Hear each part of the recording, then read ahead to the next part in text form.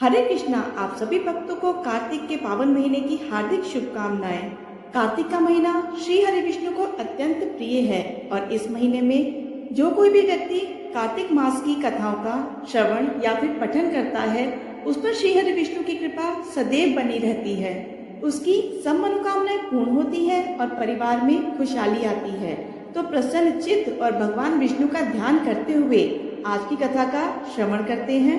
आपसे अनुरोध है, आपको अगर ये कथा पसंद आए तो वीडियो को लाइक जरूर कीजिएगा। आपका एक एक लाइक मेरे लिए बहुत ही महत्वपूर्ण होता है। कार्तिक मास में पीपल पतवारी की कथा कही और सुनी जाती है। स्नान और पूजा करने के बाद पीपल पतवारी की कथा पढ़ने या सुनने से अपार पुण्य मिलता है। कार्तिक मास में स्नान दान और पूजा पाठ का विशेष महत्व होता है।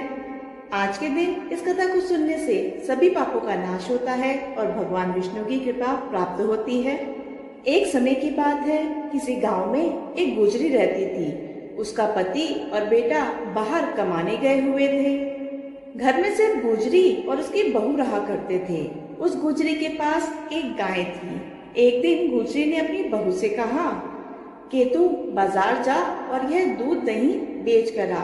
इससे पहले कभी भी बहू घर के बाहर ऐसे दूध दही बेचने के लिए नहीं गई थी, लेकिन सास को मना भी वह कैसे करती, इसलिए वह दूध दही लेकर उसे बेचने के लिए चली गई। रास्ते में उसने देखा कि कुछ महिलाएं कार्तिक मास में पीपल सींचने आई हैं। उन्हें देखकर वह उन महिलाओं के पास गई और पूछने लगी कि यह आप क्या कर रही हैं? तो वह औरतें बोलने लगी कि हम पीपल और पतवारी सींच रहे हैं। बहू को कार्तिक मास के बारे में कुछ भी पता नहीं था। उसने यह पहली बार देखा था। उसने उन औरतों से पूछा, ऐसा करने से क्या होता है? औरतों ने उसे बताया कि यह कार्तिक माह में किया जाता है। कार्तिक माह का बहुत प्रभाव होता है। पूरे कार्तिक पीपल पतवारी सींचने से अन्न धन और सौभाग्य की प्राप्ति होती है। अगर किसी का पति वर्षों से बिछड़ा हुआ हो तो वह भी उससे मिल जाता है। यह सब सुनकर बहू बोली, आप लोग जो जल से सींच रही हैं, मैं उसे दूध दही से सींचूंगी। अब तो बहू सच्चे मन से रोज आती और सारा दूध और दही पीपल और पतवारी को चढ़ा जाती।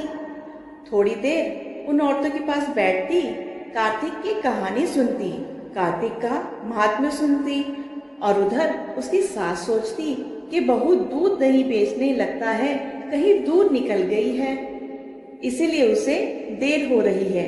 अब सास बहू से पैसे मांगने लगी तो बहू बोली, सासू माँ, सेठ जी महीना खत्म होने पर ही हिसाब करेंगे, तब मैं सारा पैसा लाकर आपको दे दूंगी। कार्तिक का महीना पूरा हुआ, कार्तिक पूर्णिमा आई। अब बहू को डरने लगा कि सासू माँ पैसे मांगेगी तो मैं पैसा कहाँ से लाके दूंगी। अब वो क्या करे? अगर सास को पैसे नहीं मिले तो वह बहुत नाराज होंगी। अब बहू गई और पीपल के पास जाकर बैठ गई। वहां जाकर वह जोर जोर से रोने लगी। उसकी आवाज सुनकर पीपल ने पूछा, अरे तू यहाँ क्यों बैठी है और इतना क्यों रो रही है? इस पर बहू बोली, मेरी सास दूध दही के पैसे मांगती है। तो पीपल बोला, मेरे पास पैसे तो नहीं है, पर मेरे पास ये पत्थर पत्ते और ये डालियां हैं, इन्हें तू ले जा और अपनी गुल्लक में रख देना। फिर बहू ने ऐसा ही किया। बहू की सास ने पूछा, बहू पैसे लाई हो? बहू बोली, हाँ माँ जी, पैसे लाकर मैंने गुल्लक में रख दिए हैं। जब सास ने गुल्लक खोली तो उसकी आंखें फटी की फटी रह गई। गुल्लक में हीरे मोती जगमगा रहे थे। पत्थर पत्तियां डालियां सब धन दौलत में बदल गए थे। इतना धन देखकर सास बोली, यह धन कहाँ से आया? यह तो दूध दही की कीमत नहीं है।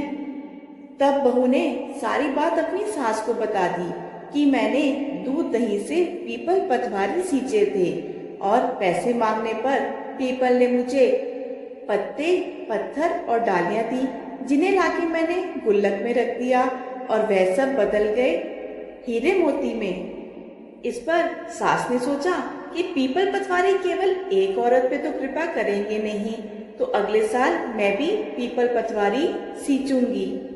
अगले साल जब कार्तिक का महीना आया तो सास बहू से दूध दही लेकर उसे बेचने के लिए निकल गई। रास्ते में उसने सोचा कि सारा दूध दही पीपल में डालने से क्या होगा, वह तो बर्बाद होगा, तो मैं दूध दही को बेच आती हूँ। ऐसा सोचकर वह दूध दही बेच आई और दूध दही के बर्तन धोकर उसमें जो जल बचा था वह उसने पीपल और पटवारी पर चढ़ा दिए। ऐसे ही करते हुए कार्तिक का महीना बीत गया। कार्तिक पूर्णिमा आने से एक दिन पहले सास ने बहू से कहा, बहू मुझसे पैसे मांग। बहू बोली, क्या बहू भी कभी सास से पैसे मांगती है? लेकिन सास के बार बार कहने पर बहू ने सास से पैसे मांगे। अगले दिन सास पीपल के पेड़ के पास गई और वहां जाकर जोर जोर से रोने लगी। उसकी रोने की आवाज सुनकर पीपल के देव प्रकट हुए और उससे रोने का कारण पूछने लगे। तब वह बुढ़िया बोली, मेरी बहू मुझसे पैसे मांगती है। तब पीपल ने उसे भी यही कहा, पैसे तो नहीं है मेरे पास, तुम ये पत्थर, सूखी हुई लकड़ियां और पत्ते ले जाओ और अपनी गुल्लक में रख देना। सास ने ऐसा ही किया। थोड़ी देर बाद जब बहू ने गुल्लक खोली तो उसमें कीड़े मकोड़े चल रहे थे। बहू ने सास से पूछा, सासू माता ये सब क्या है? वह सब देखकर सास भी हैरान रह गई और बोलने लगी, पीपल पटवारी ने तो तुझे धन दिया, पर मुझे यह कीड़े मकोड़े क्यों दिए? फिर वहीं कार्तिक के देव प्रकट हुए और बोले, तुम्हारी बहू ने कार्तिक का पूजन सच्चे मन से किया था और तुमने कार्तिक का पूजन लालच में रहकर किया था। सास ने कार्तिक के देव से क्षमा मांगी। सास ने कहा, हे कार्तिक देव, मेरी भूल क्षमा करे। अगले साल मैं और मेरी बहू साथ में मिलकर स्नान दान आदि करेंगे और पीपल पटवारी भी सींचेंगे।